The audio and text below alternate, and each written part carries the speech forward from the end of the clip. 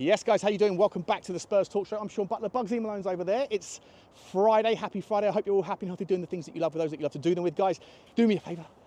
Smash the like button if we're in the semi-final. Hit the subscribe button if you haven't already. If you were entertained, hit the notification bell and drop a comment. Let me know your thoughts on today's topics. Also, take some time out to tell me, am I sort of trying to cover up the inevitable here? Is it time to embrace the shave?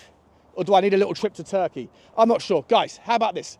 Today's video is always going to be about the game last night. There are some transfer news, views and clues, but I'll have to save them for a later video for you. I'm also on Last Word on Spurs tonight, so 6 p.m. over there. Check that out. Make sure you go and subscribe to that brilliant channel that Ricky has created over there. Can't wait to speak to him and the boys about the Liverpool game. But let's get into last night's game, and what a personification of Angeball it was. If 90 minutes of football could summarise what Angeball is, what it has been, and what it ever will be, then last night's 90 minutes did exactly that. Also, for what it's worth, Ange Postecoglou was his brilliant self, his antipode and typically Australian version of managerial feedback after the game, when you see the resilience of his vision, the belief in his system, the focusing on things that are not necessarily just about outcomes, and the fact that you smidgen it, midgen's not even a word, neither is smidgen really. How about you mesh it, there we go,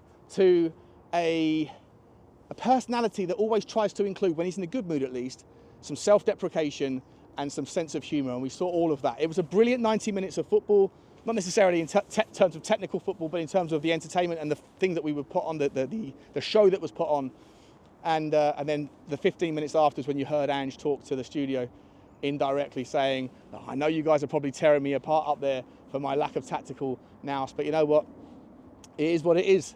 And it is what it is. And I think that I have to remember that at times. I'm guilty. Not that I was ever Ange out. I was always asking you guys to believe that you have to give this guy the chance. He does need to figure it out, that you can't always be this version of himself. And I do agree with Jamie Carragher in his analysis, and I think we all probably do, that to play the same version of yourself from the first minute to the 90th, regardless of the circumstances, is somewhat foolish. It doesn't really, make sense in many other areas of life, right? Like if you were the same version of yourself in front of your girlfriend as you were your boss, as you were your mother or your girlfriend's parents or your best mate down the pub, then either,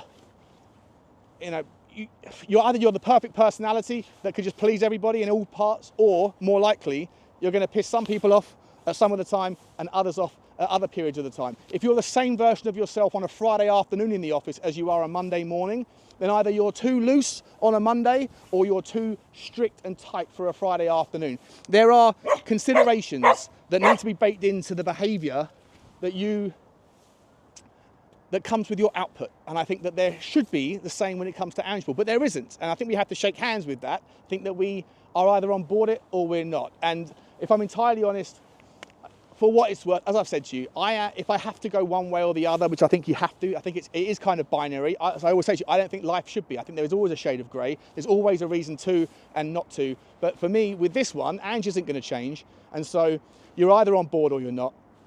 And I know it might be easier to say that I'm on board this morning than it would have been, after the games against Fulham or Bournemouth or Palace or Ipswich or whatever. But I actually think that because, as I've always said, and I don't change on this, I do think that the journey is as important as the destination, if not more important. I do think that you lift the trophy.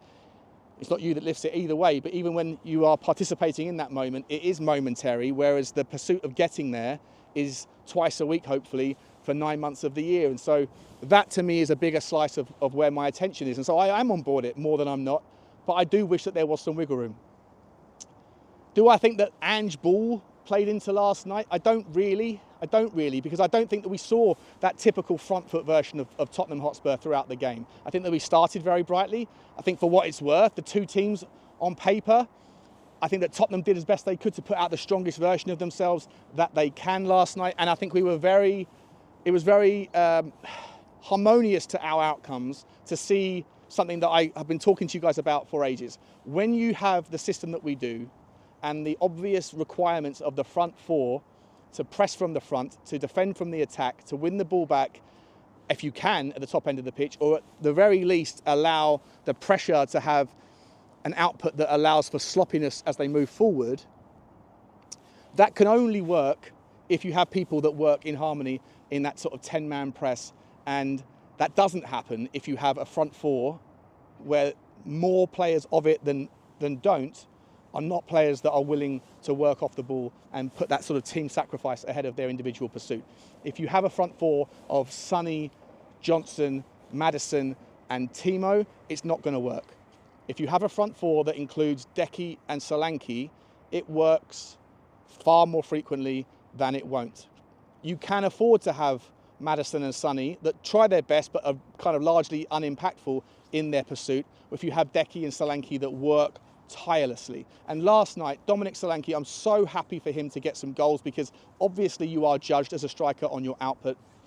And his goal output this season hasn't been spectacular, but his effort, his work rate has created so much for other people. The beneficiaries of that effort, the beneficiaries of the system, go towards people like Brennan Johnson, who have mastered the art this season of being in the right place at the right time with not that much more to do other than tap the ball.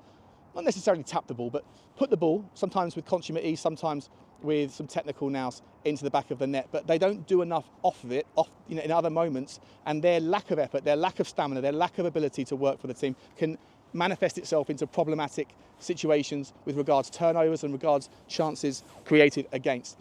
That doesn't happen when Dominic Solanke's on the pitch. And so last night was fantastic. His effort was phenomenal. Plus, obviously, the fact that he got 2 goals was brilliant. And for what it's worth, that first goal, that finish on the half volley, following Pedro Porro's, once again, his stinger from 25 yards, the shot was fantastic. I think it took a little deflection, but either way, sometimes you just got to test goalkeepers. And if you're talking about goalkeepers, we'll come to Fraser Forster in a second. Altay Bayindir was another goalkeeper we spoke about a couple of days ago. He another confidence keeper, another guy that's got problems with his consistency and sometimes can be taken advantage of by smart goalkeepers, by smart play. Pedro Porro having a little stinger shot. The goalkeeper could have done better, didn't. And Dominic Solanke was the first to pounce. And I think one of the kind of considerations about someone who's always thinking about working hard, even if it doesn't necessarily create opportunities for yourself, is that he is the sort of guy, therefore, that's going to think, I'll be first on the pounce, on the rebound, just in case it happens. And he was hungry, he was thirsty for it, and he was rightly paid rewards. His second goal, also a wonderful moment for him. It was great to see him doing his Robin Hood celebration twice there. And look, they were moments in the game where we felt comfortable. Everything felt, it was easy. Not easy. Everything felt like it was leading us in the right direction. The fear for me was the team selection. Tottenham didn't have too much in the way of obvious choices from the bench because of our injuries. Manchester United had a stronger bench man for man than they had on the park, and that was an interesting decision from Ruben Amorim, because he obviously, for me, doesn't see necessarily the safety that comes from success in these competitions, and I think he's right to feel that way. I think it's wrong for United to treat it that way, but he saw that a League Cup success or even an FA Cup success doesn't buy you necessarily that much time as what happened with Erik ten Hag. And so he's probably cognizant of that, probably cognizant of the fact that they're not going too fantastic in the Premier League, and that is where you're judged more so by a Manchester United fan base and a Manchester United hierarchy that have expectations that I would argue are not dissimilar in their levels of reason to Tottenham Hotspur at times. Maybe on a different level, maybe an amplified version of such. But remember that Manchester United, whilst they are the most or the second most successful Premier League football club of all time, depending on how you value certain trophies that they've won, most of that success, most of that brand, that stadium, the size, it was so far ahead of everybody else in the 90s and the early 2000s. All of that really started, well, it started a long time ago, but really it was created, harvested and built upon by 2 legacy dynastic managers. They've had a lot of sort of micro moments as well along the way, but a lot of what they have, the value, the success and the kind of spectacle that was the theatre of dreams. Now it's falling apart, but a lot of that came from 2 managers, and the following periods were kind of felt by periods of instability and a lack of ability for the next guy to be able to take on that poison chalice and run with it. And that's what's happened since the Alex Ferguson era. But bearing in mind, the last time that Tottenham won a trophy, the last time that Tottenham played Manchester United, I think it was in the cup final and it was 0-0, went to penalties. That was Harry Redknapp's time. That was Alex Ferguson as well, right? So it wasn't that long ago, but it feels like it was. And those periods since, whilst there has been spatterings of, not even a word again, this is what happens on One Take Tottenham, you just make things up sometimes. It comes out, whatever, don't matter, I don't care. Do you care? If you do, then leave a comment. Either way, Manchester United fans, I think, have expectations of demands of success. Tottenham fans, I feel the same. Tottenham went the right way, picking the strongest team they could. Chance for Ange to get to the semi-final, and it's going to be phenomenal. And we're in every competition going into the second half of the season. We're not that far away in the league. I once upon a time, I think it was a couple of weeks ago, said to you, forget about the league, forget about top four. It's done. We can't be that inconsistent and continue with this levels of volatility in our form and our output and expect a challenge for the top 4 or 5. Remember, it's top 5 this year, probably in all likelihood with regards to European coefficients. But actually, we're only 5 points off. You're only 5 points off. So a couple of wins here, a couple of losses from them, and you're right back in it. We're in the semi-finals of the Cup. We're in the third round, but we've got probably on paper at least the easiest draw out there in the FA Cup, and one more win, and you're probably into the last 16 of the Europa League. All to play for. All to play for. Hopefully this can garner and harvest some confidence, not just in the players but in the fans. And I'm not sure if I've actually mentioned it already, but the fans last night were phenomenal. They were absolutely sensational. In moments where things were looking woeful, when Fraser was going through his wobbly moments, the fans could have kind of taken a deep in-breath and then got nervy, got that version of us that we've seen before. And we didn't. You guys didn't. You were sensational. All I could hear throughout the game, didn't matter what the scoreline was, didn't matter what the phase of play was, the guys that were at the stadium were sensational. I was supposed to be there. Trevor, if you're watching this, mate, thank you so much for the offer. I'm so sorry I couldn't make it. Obviously, I'll let you know. Shenanigans became afoot again last night, and the night before. And I had to fix it. I'm not even sure if it is fixed or if you'll see this video. But thank you very much, my man. It was I'm devastated I didn't get a chance to meet you, and devastated I didn't get a chance to watch that game, because it was a memorable one for all of the right reasons. And like I say, guys, you have to sort of shake hands with that binary concept, right? Are you on board with Angeball?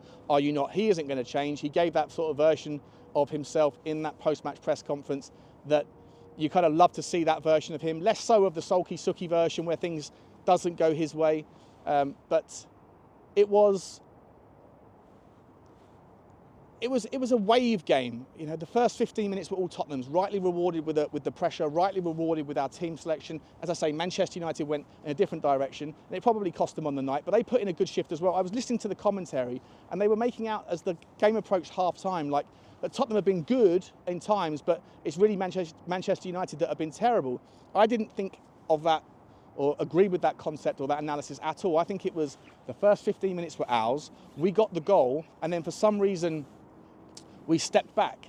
Manchester United then had 15, 20 minutes of dominance. The percentage of kind of territory and the percentage of the ball was swung towards them. There was a lot of chances that they had. Some wonderful defensive blocks from Radu Dragusin and especially Archie Gray, keeping Fraser Forster protected from tricky shots on a kind of windy night as well that could have been sticky. And given what we saw later on in the second half, maybe could have been dodgy for him to have to face himself, but some good solid defending. And I wasn't quite sure why it was that we stepped back.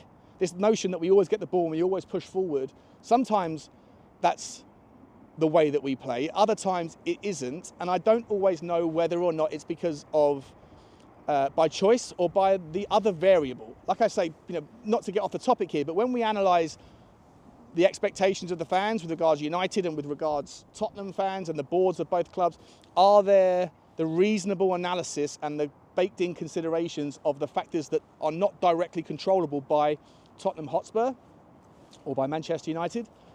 And I don't think there are when it comes to the kind of analysis of those factors. I think that there's a shallow dive into the influence of money, the influence of the inability for the lawmakers to enforce the laws, all of that stuff I've mentioned 1,000 times. I would also say that when it comes to a game of football, when you're thinking, well, why did Tottenham take their foot off the gas yesterday when we were 1-0 up? I'm not sure we did. It might have been a tactic to sort of draw Manchester United out, to give them a little bit of the ball and to sort of try and then hit them on the break, where we can be just as devastating, for what it's worth, with our talents in that regard as we are when we're playing sensational front foot football.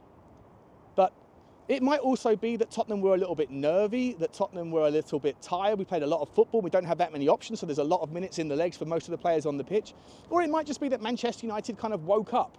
And remember, I think they were sloppy in the first few minutes of the first half, and they were obviously sloppy in the first few minutes of the second half when we pounced and sort of sealed our advantage.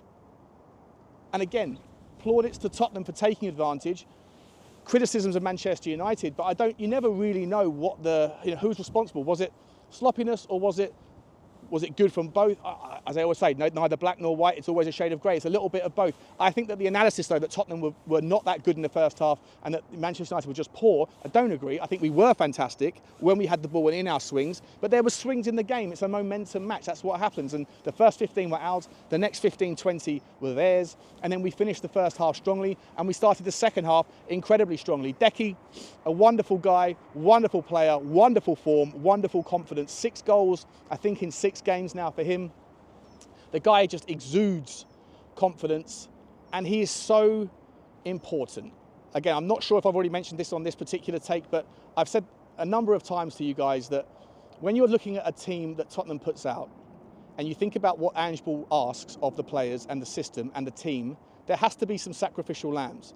Kyogo at Celtic was that sacrificial lamb, but he still managed to be able to chip in with those goals and create great numbers for himself. But his effort and his participation in the system was what allowed Celtic to be able to create the success that they did in the time that they had together with Ange.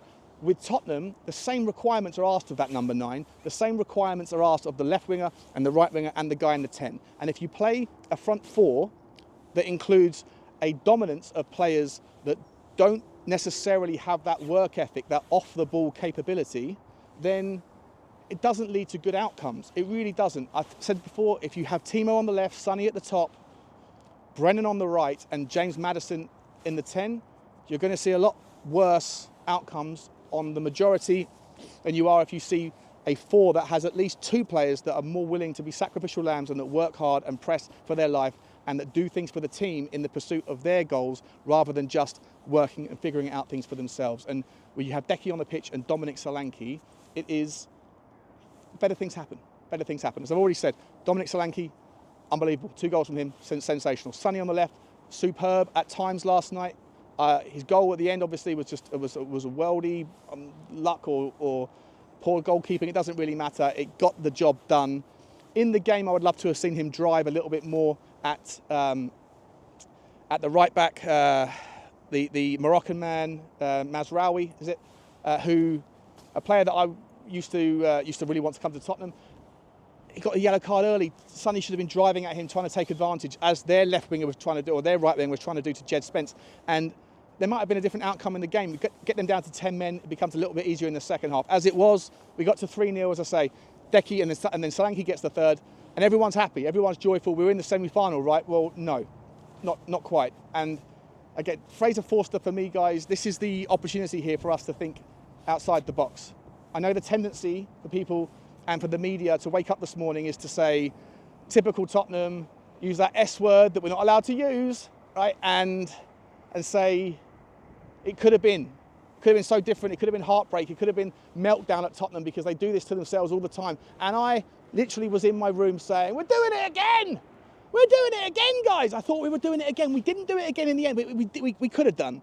And obviously, Fraser Forster was a part of that, right? And I feel sorry for the guy. What I would ask of you guys is to remember 4 things. Number 1, don't forget how brilliant he's been leading up to this, how many points he's kept us in, how many games he's kept us in, how many points he's probably won us with his mesmerical saves. He's been absolutely an outperformer and a part of the reason why we are still in certain competitions and we're still not far away in the league as well. Number 2, 30 seconds before that first faux pas, he put in a world-class save that 99 out of 100 goalkeepers, in my opinion, maybe I'm being a stretch there, maybe 90 out of 100 goalkeepers, 9 out of 10, let's use a common denominator. 9 out of 10 goalkeepers don't make. A world-class save, top drawer. 30 seconds later, that's forgotten because of the faux pas, the unnecessary pressure that he put himself in and that Archie Gray did, although I don't think that Archie Gray should be the recipient of too much criticism either. Think bigger picture. He's 18. He had a great game for the most part with regards his defensive work, the blocks he put in the first half, and his ability to stand up good in the air. Again, 6'2". I didn't realise, my mistake, but he Now I see it, and now I look at him, I see he's 6'2", but I always thought he was smaller. But brilliant effort. But, you know, like some of the passes back, put Fraser Forster under pressure. But I don't think you should criticise him. And I think that whilst Fraser's 37, he's a big man, both in kind of stature and in obviously frame, and he is a leader. I think you saw the vulnerabilities of that confidence-led approach to life, I guess, that he's a benefit or a victim of at times. And so we have to think that number 3, the most important thing to remember here is we still need him going forward. Right? We still need him for Liverpool. We still need him for the next month or so at least. And there really isn't any benefit to him waking up this morning and seeing everybody on Twitter, the fans, probably piling on him and saying that he could have cost us. Because, as I say, you're cutting your nose to spite your face. If you acknowledge and you agree with me that he is a guy that feeds off confidence, as a salesperson myself, I can tell you that momentum from the feed off of things that have happened in your past that you can lean into to move forward can affect you both ways. If things are good, if you get a sale and you've been dry for a while, then you can't rest on your laurels. Excuse me, guys, I've got a real runny nose. You can't rest on your laurels. You have to get back to work straight away and go again, and take advantage, because that sort of confidence, that belief, it exudes out of you and it makes you more likely to have success in your job. If you get something that goes the other way and you lose a big deal, you lose a sale, you lose a client, then it can eat away at you as well. Confidence is a beast. It's a cruel yet also tantalizing concept that when yielded, when you take advantage of it, can bring out the best, but it also can affect you in terrible ways. And so he, if you agree with me, is a confidence kind of keeper, then the likely next thing he would do would be to go and check out the feedback. Is he going to get support, or is he going to get the kind of mud thrown in his direction? And I don't think there's any benefit, even if you feel like that way, I don't think there's any benefit in that, because we still need him going forward. And I think that you should also remember that he has been a world-class performer for us, the best performer in the team since his re-emergence. And guys, I would also say, for what it's worth, that he is not the only person that deserves that mud. As I said, neither does Archie Gray, even though he was obviously directly responsible for some of the pressure that's put on him. I would look forward to other leaders in the pitch and say, at what point does somebody on the pitch step up, stand up and say, guys, less of the robotic obeying of orders. If you agree with me, guys, tell me if you do. I always ask, and I'm never sure if you do or don't. My interpretation of Angeball is that on some level, there is a framework that is represented, that is explored, that is sort of required and requested from Ange, but he also abdicates the responsibility to the players and says, whilst I want you to keep to this ideology, the way it looks, the way it manifests is over to you. Figure it out, be creative, do whatever you want to do. And that offers the opportunity for creative feedback. It offers the opportunity for players to work in unorthodox zones, to be able to do things that kind of the other team aren't going to expect, and we can take advantage of it. It also obviously offers a lot of responsibility on other players to have to figure out, well, should it be me that becomes unorthodox? And if so, are they going to react to me? Should I be reacting to them? Who's going to do what? It creates opportunity, but it also creates risk. And therefore, as I said, when things are on, when we're ticking, and the chemistry's on point, the football is unplayable and it's sensational. But if something's not working, something's not quite on point on the day, that's why you give up so much transition, so many turnovers. That's why you give up so many opportunities against. And that is why you can minimise those sorts of situations by making sure that you don't have unnecessary players who don't put in the shift in specific and important positions, like those front four things that I've spoken about already.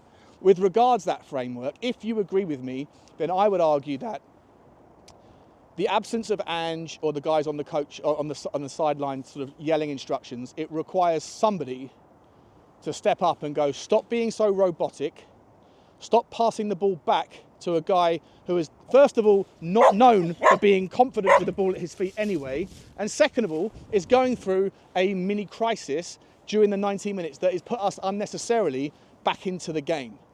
It was dead. It was game over after 60 minutes. After 65 minutes, it was very much alive, and it maintained that persistence all the way through.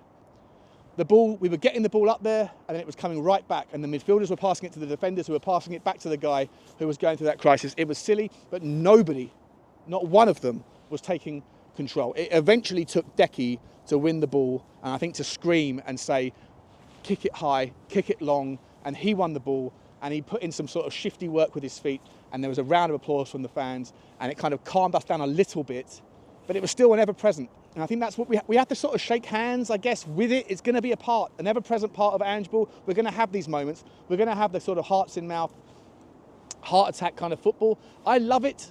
I don't love it in the moment. I love it after the fact, because it's you can't take your eyes off the ball and off the game.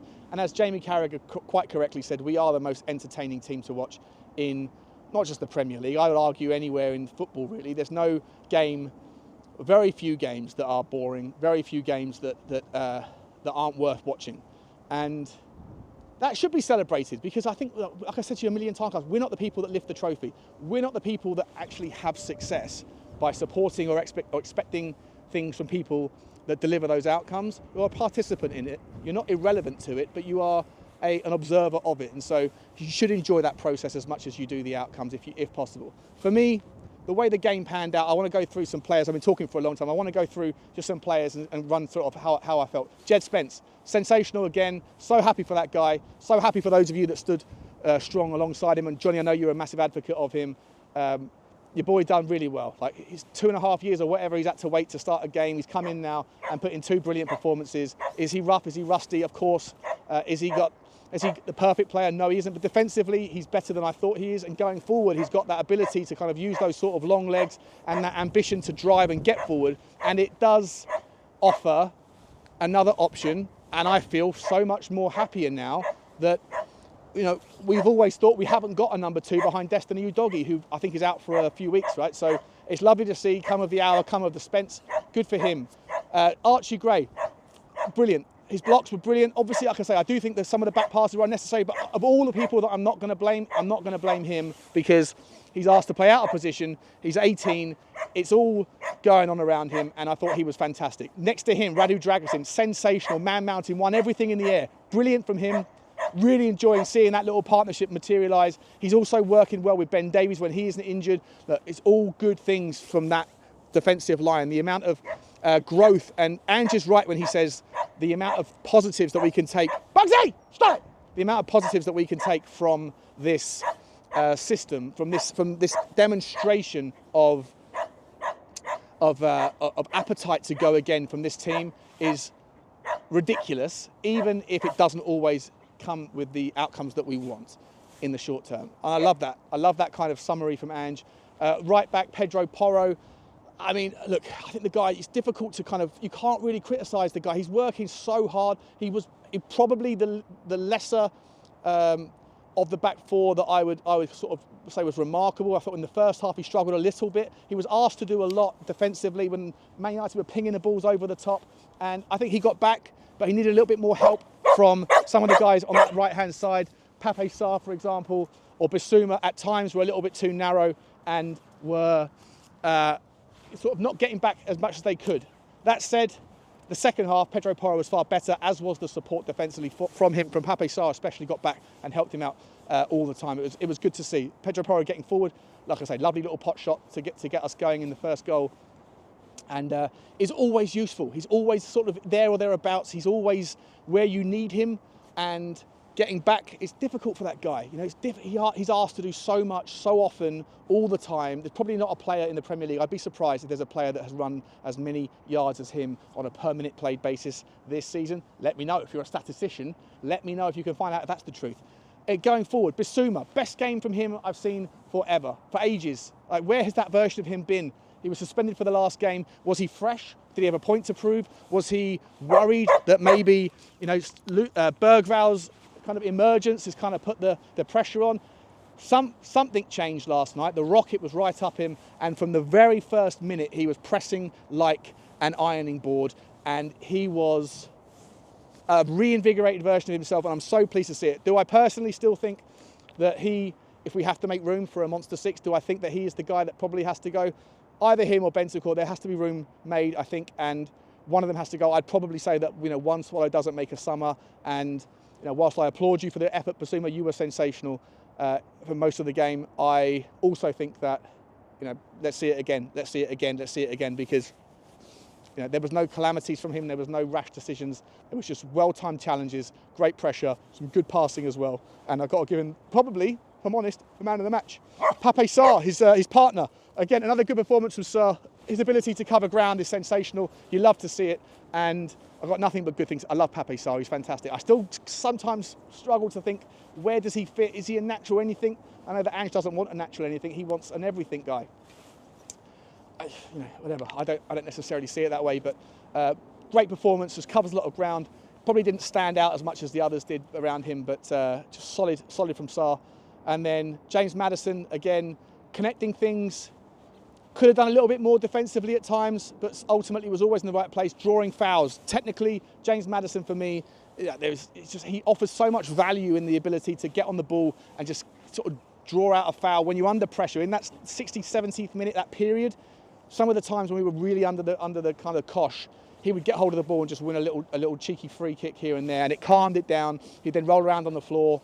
A little bit of intelligence from the players there as we got through that last period. Then we get the fourth goal from Sonny, who I'm going to come to next. Again, for me, Sonny is a player, he's better on the left. He doesn't work in this 9 role in this system at all. He's much better out there. I would have loved it if we could have seen him take advantage of that version of him that we saw against City when he was driving at Kyle Walker.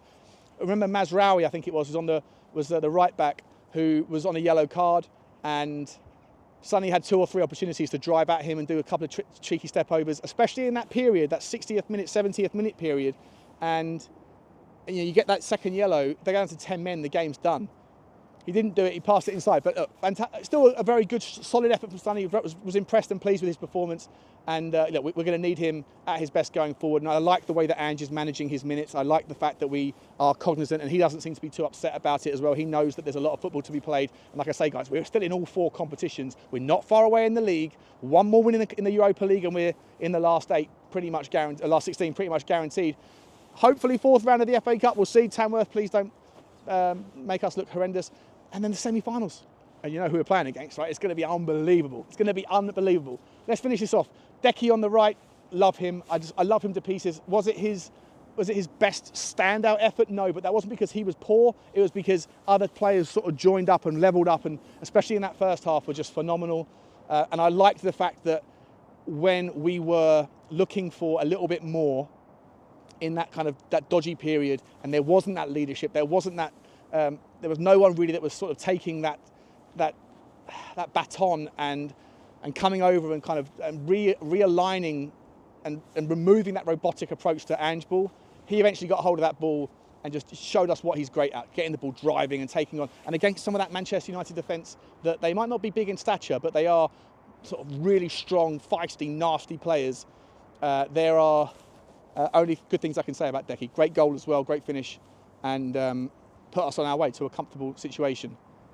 And then last up, Dominic Solanke, guys, who I've already spoken about. I'm so happy for him. I love his work ethic. I think it's so important. It shouldn't be understated. And I think that we have to recognise that this is what Angeball requires. In Celtic, you had the Kyogo thing. He got the goals as well. Dominic struggled a little bit with the goals, but that doesn't mean he is not contributing to the team. And we are so much better with him. And it's necessary to have him or and Decky, in that front 4. Without those 2, we struggle. Richarlison, I don't know how far away he's coming back from injury. You know what? It'll be interesting to see whether or not he will, because we haven't really had that much time to see Richarlison in Angeball. It's always been stop-start. His injury proneness has been horrendous.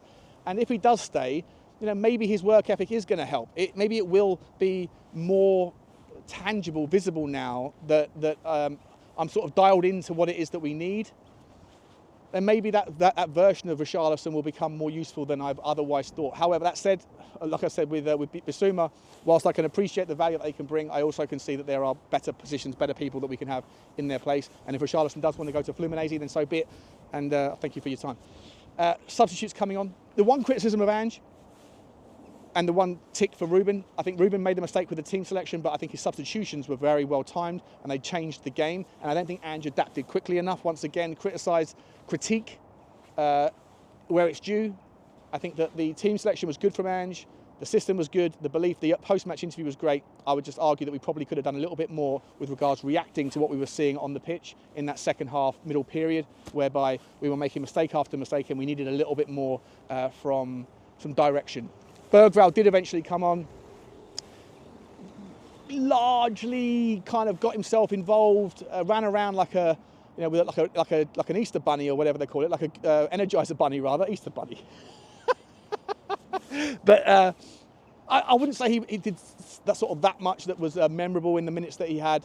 The same with the other guys that came on later, but obviously he was involved in that fourth goal that Gary Neville and the commentary team were trying to find a reason to make out like it should have been chalked off. There was no VAR, but the referee should have seen it. This is the same Gary Neville that told Tottenham fans that Vicario should get up and get on with it and be a man when he was getting manhandled 10 times a game, every game last season, and yet Lucas Bergval's loose arm just happens to touch the glove, not even the saving glove of Bayindir, and Gary Neville was trying to twist it in a way that the goal should be chalked out.